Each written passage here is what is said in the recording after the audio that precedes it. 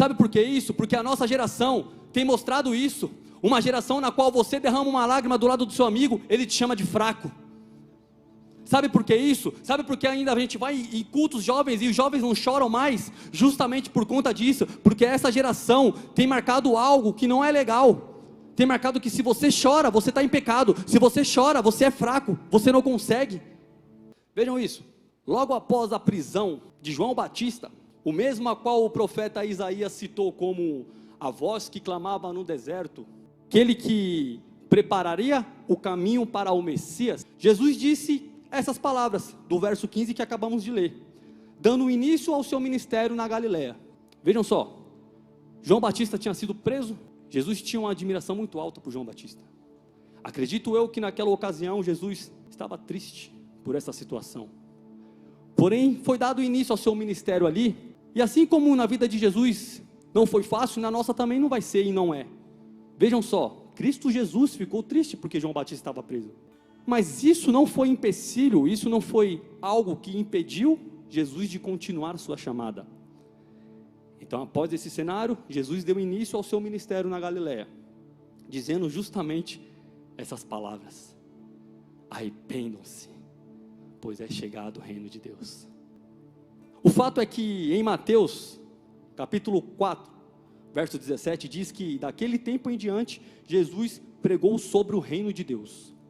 Este era basicamente o tema da mensagem de Jesus. Aonde Jesus ia, Jesus falava: arrependam-se, pois é chegado o reino de Deus. Jesus falava muito sobre, é chegado o reino de Deus, mas o próprio Cristo Jesus era o rei desse reino. Pois queridos, aqui tem a importância de nós, filhos de Deus, herdeiros desse reino de Deus. Aqui vai a importância de nós clamarmos pela manifestação da vinda do reino de Deus. O porquê, Felipe, você acha isso? Porque quando o reino vem, o rei vem também. Não existe reino sem rei, não existe reino sem rei. Se a gente clama pela proclamação do reino de Deus, é sinal de que a gente anseia pela vinda do nosso eterno rei. Jesus falava: arrependam-se, pois é chegado o reino de Deus, sabendo que Ele mesmo era o reino, era o rei desse reino. Ou seja, Ele já estava dando um alerta para aquele pessoal. E hoje Jesus nos trouxe aqui para dizer a mesma coisa. Quais são as áreas das nossas vidas? Quais são as áreas que necessitamos de arrependimento? O que necessitamos de colocar em ordem para a tão esperada chegada do rei? O que seria o reino de Deus? O reino de Deus é um governo real, estabelecido do mais altos céus, para que seja feita a vontade de Deus sobre todos e todas as coisas. Para muitos, o reino de Deus é algo que não existe. Para muitos, o reino de Deus é só um movimento, é só mais uma igreja cheia ou algo do tipo. Mas na Bíblia fala que o reino de Deus é algo estabelecido dos céus para a minha e para a sua vida. É algo estabelecido dos céus para que seja estabelecida e feita a vontade de Deus aqui na terra, sobre todos e todas as coisas. É uma direção vinda do mais alto céu para ser estabelecida a vontade de Deus, a fim de que nada mais seja feito a não ser a vontade de Deus. Quem se lembra da oração do Pai Nosso? Venha o teu, seja feita a tua, assim na terra como no, seja feita a tua vontade, assim na terra como no, ou seja, reino de Deus não tem a ver com os meus desejos, reino de Deus não tem a ver com o que eu quero, mas sim a vontade dele, assim na terra como é no céu. Se lá o plano celestial já funciona com um rei, porque o trono não está vazio, glória a Deus por isso, com um rei sobre todo o controle, sobre todo o governo de todas as coisas, Ele quer que seja estabelecido em nós a vontade dos céus, ou seja feita a sua vontade, assim na terra como és nos céus. Assim como Jesus Cristo tem um total governo sobre todas as coisas, nós, como herdeiros desse reino, deveremos também ter controle de todas as coisas nas nossas vidas. Jesus não é o rei, Jesus não está sobre o controle de todas as coisas, Jesus não é que está ali no trono controlando tudo, Ele tem esse controle, mas querido, se você não sabe, assim como Jesus, nós também somos herdeiros desse reino. E assim como Jesus tem o controle sobre todas as coisas, você também tem que ter o controle de todas as coisas da sua vida. Se eu pudesse te fazer uma pergunta pessoal, seria essa: qual área da sua vida que está descontrolada, necessitada de um controle urgente? Aprendam isso. Aquilo que você não governa em sua vida, passará a governar você. Tá difícil, né? Tem coisas que parece que não tem como fazer. Eu confesso para vocês que tem áreas das nossas vidas que fogem do nosso controle realmente. Mas não se desespere. Não se desespere. Porque quem tem o controle de tudo nas palmas das mãos, te trouxe aqui esta noite para dizer: ei filho, ei filha, nem tudo está perdido. Está tudo desgovernado, né? Está tudo bagunçado, né? Mas eu vou voltar a dar o controle sobre as coisas da sua vida. Eu vou voltar a restaurar o controle da sua vida. Hoje Deus me trouxe aqui para dizer que hoje Ele está restaurando o controle da vida de pessoas. Há quanto tempo você está vivendo uma vida desgovernada? Há quanto tempo você está vivendo uma vida sem direção? Hoje Deus te trouxe aqui para dizer: ei filho, ei filha, eu estou recalculando a sua rota, o seu percurso, para que você volte para o caminho certo a ser trilhado. Ei filho, ei filha, eu estou recalculando o percurso da sua vida, para que você não olhe mais para a esquerda, nem para a direita, a fim de se desviar, porque você tem um alvo, e o seu alvo é o reino de Deus. Você é herdeiro desse reino. Eu preciso te dizer que hormônios não se convertem, tá bom? Você precisa discipular os seus hormônios. Você precisa discipular suas vontades. Você precisa discipular, controlar os teus desejos. Jesus, mesmo sendo rei, se preocupava em ensinar mais sobre o caminho a ser trilhado do que o trono que lhe aguardava. Uou! Que interessante isso. Ele sendo rei, a maior preocupação de Jesus era justamente essa: se preocupar com que a gente trilhasse o caminho certo, do que com o seu trono que lhe aguardava.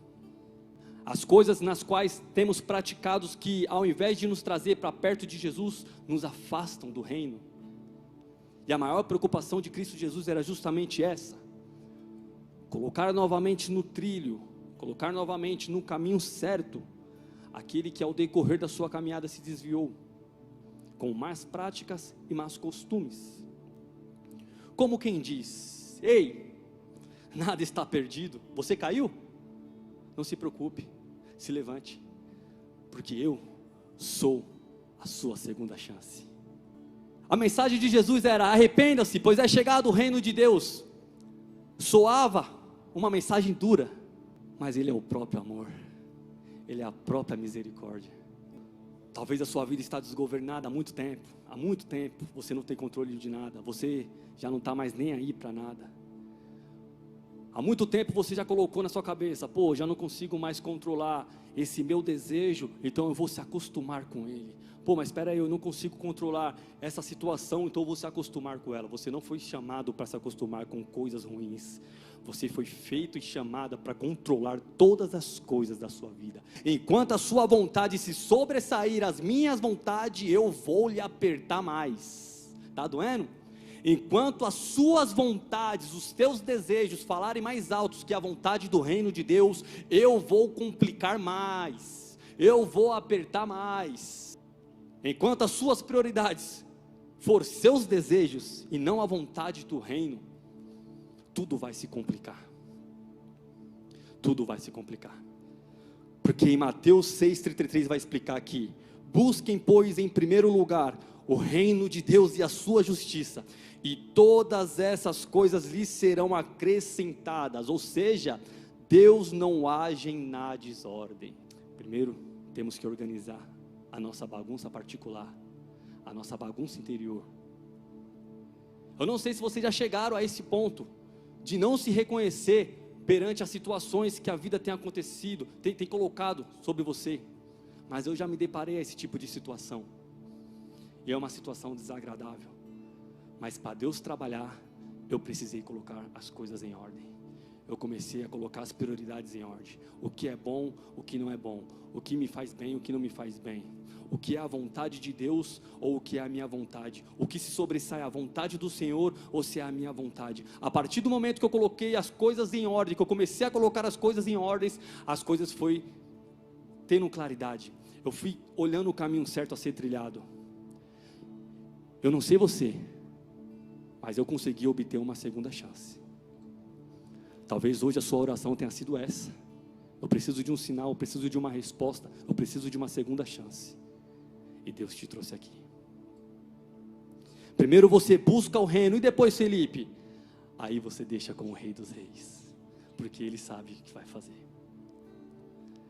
O segundo estágio é o arrependimento e a preparação para a vinda do reino. Esse eu gosto muito. Porque quando se trata de arrependimento, é algo que nós seres humanos temos dificuldade. Interessante a oração do evangelista Douglas no começo, quando ele falava que às vezes não tem mais palavra, não tem mais nada para dizer, a gente muito vem para cá, a gente espera algo acontecer, um barulho, um louvor que vai tocar, alguma coisa do tipo, mas Deus prefere falar no silêncio, com as coisas calmas. Deus também age na calmaria. Você sabia disso? E o arrependimento tem muito a ver com isso, porque o arrependimento tem a ver de você olhar para você mesmo. Qual é a maior dificuldade do arrependimento? É justamente essa. A gente cresceu muito. A gente já sabe muito das coisas. Pô, a gente já sabe fazer culto. A gente é top tocando, a gente é top pregando, a gente faz e acontece. Isso tem alimentado algo dentro de nós que fez com que a gente se tornasse dependente demais. Eu quero te fazer uma pergunta, com toda sinceridade. Você responda para você mesmo. Qual foi a última vez que você derramou uma lágrima na presença de Deus? Qual foi a última vez que você se rasgou na presença de Deus? Qual foi a última vez que você se arrependeu de algo que você fez, de uma prática na qual você cometeu, e aquilo ficou te corroendo por dentro ao decorrer da semana? A gente cresceu demais, a gente se tornou independente demais. No dicionário, a palavra arrependimento está associada a se lamentar ou se sentir mal por algo cometido, e ao ponto de que não faça ou pratique este mesmo ato. Já na Bíblia, o arrependimento é uma mudança de coração e mente que nos aproxima de Deus. Arrependimento inclui afastar-se do pecado e voltar-se para Deus, para obter o perdão. Mas espera aí, Felipe, você tem algo na Bíblia que tem base nisso daí? Que confirma isso daí? Atos 2:38. Pedro respondeu: arrependam-se e cada um de vocês sejam batizados em nome de Jesus Cristo para o perdão de seus pecados, e receberão o dom do Espírito Santo. Ei, eu vim dizer que o arrependimento traz consigo um GPS espiritual, cuja rota tem como destino o perdão de Deus e o batismo do Espírito Santo para a vida de cada um de vocês. Deus me trouxe aqui hoje para dizer que junto com o arrependimento há uma promessa do reino de Deus para a sua vida. Deus me trouxe aqui para dizer para vocês que o arrependimento traz consigo algo sobrenatural, porque ainda essa geração será marcada como a geração do arrependimento. Sim, essa geração será marcada como a geração que derrama lágrimas, sim, que se rasga na presença de Deus, sim. Eu ainda creio nessa geração, eu ainda oro por esta geração, eu verei, eu participarei dessa geração, a geração marcada pelo arrependimento. Quem se arrepende tem acesso garantido ao reino de Deus. Quem se arrepende acessa um novo nível de intimidade com o Espírito Santo. Quem recebe isso, pelo amor de Deus? Mas nos dias atuais tem sido tão difícil a gente se arrepender. Nos dias atuais tem sido tão complicado, tem sido tão difícil você derramar uma lágrima que eu já fiz muito isso. Pinta de durão na frente dos outros, mas quando eu chego em casa, só minha esposa sabe quem eu sou.